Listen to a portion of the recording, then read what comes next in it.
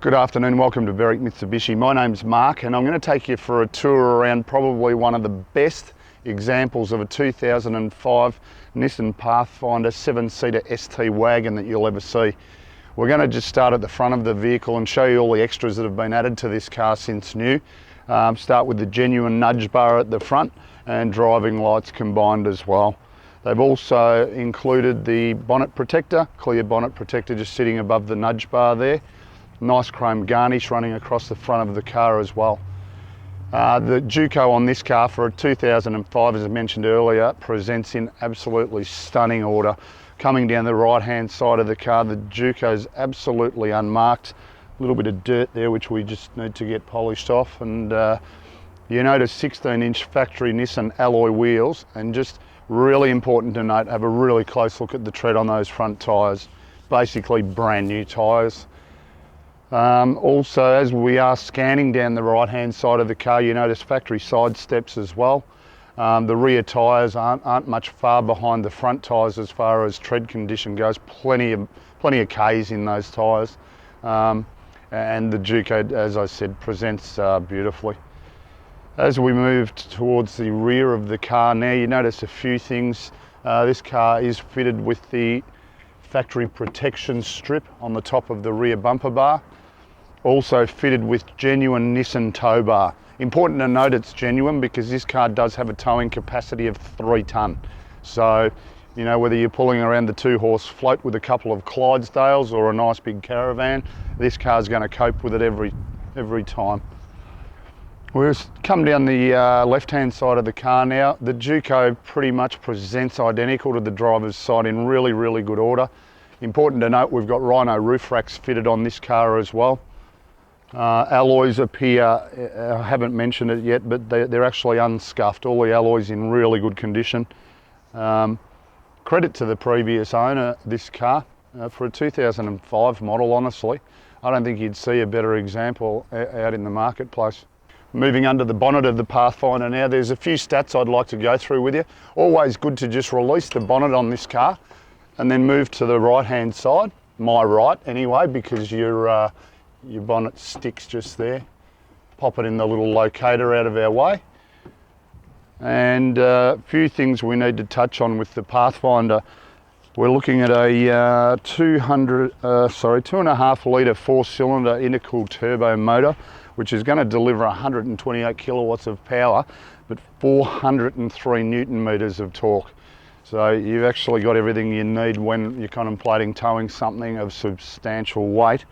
80 litre fuel tank, and the beauty of this car is at 9 litres combined per 100 Ks, you're going to get 888.8 kilometres to a tank of fuel. So delivering the power you need and the torque that you need, but also giving you the economy at the same time. So back around to the tailgate now, a few features I'd like to show you. First one, before we open the full tailgate, if you just want to open the rear window, we just have a little handle on our right hand side here, releases the window only. So if you just want to access it just by the window opening, very simple to do so. Your little gas struts, obviously rear demister cords are just attached as well. You do note high mount brake light in the window also.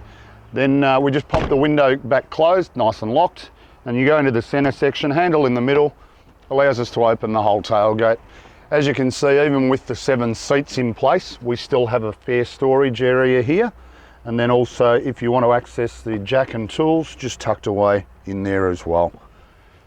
So quite a clean car, a few minor little scratches and blemishes, but as I touched on, 2005 model, consistent with age, probably a little bit better actually. So just to release this seat for ease of getting in and out of the car, we just take that one seat, release by the back there, it pops up well and truly out of our way. Now, I'll give you a really good example of the room in this car. I'm 6'1", but now that I've got that in position, I climb straight up into the car. I'm in the 3rd row seats, and you know, a little bit, legroom wise, I'm a little bit restricted, but even at 6'1", gives you an idea. You know, whoever's accessing the back, they've got to be fairly tall to be restricted. So it's actually quite a fair bit of room. Okay, now we move to the interior of the Pathfinder, and we'll just run through all the options that you have at your disposal here. Starting on the driver's armrest, all of our power windows, and just a manual switch, or button I should say, to disable the other windows if you don't want the kids playing with them. Just a little bit of, further in front here below our vent, you notice a couple of things, just some brightness on our dashboard. We have the on-off switch for the driving lights, and also our controls for our power mirrors. That's the external mirrors. On the steering wheel itself, we have all our cruise control buttons there, and your steering wheel, if you just pull the lever under the steering column, you can just adjust it height-wise to set yourself up so you've got a really good idea of, you know, the dash and what speeds and things you're doing. Indicators, wipers as standard. You do note we have electric brakes fitted here, so you know, cars should have them if you're towing in excess of 750 kilos, so the box has already been ticked. We'll move across just down into the console section. I'll go to the bottom first just to highlight we've got our four-wheel drive control here, and it will indicate up on the dashboard as you change can go to auto, four-wheel drive on demand, into four-wheel drive, or obviously just pushing right around, and it will indicate and flash that four-wheel drive's activated, four-wheel drive low, I have it in position, and that will engage when you actually do take off. So all pretty simple to operate just by that little button there. Just while I've got the dashboard up, the car's running, believe it or not. I probably can't even hear it, or if you can, only just. 138,000 Ks. So for this model motor car, for nominal mileage, this has actually done really low Ks. Now just moving back into the center section now, we've got all our CD player and stereo there, and for those of us that enjoyed the age of cassette tapes, hey, how about that? Whack a bit of Akadaka in there and get it blasting. We move down below and we've got our air conditioning and heating controls. All very straightforward in the Navara, the way it was designed and set up. Just real straightforward car. A four-wheel drive that's going to handle anything that you give to it, and just set up nice and simple.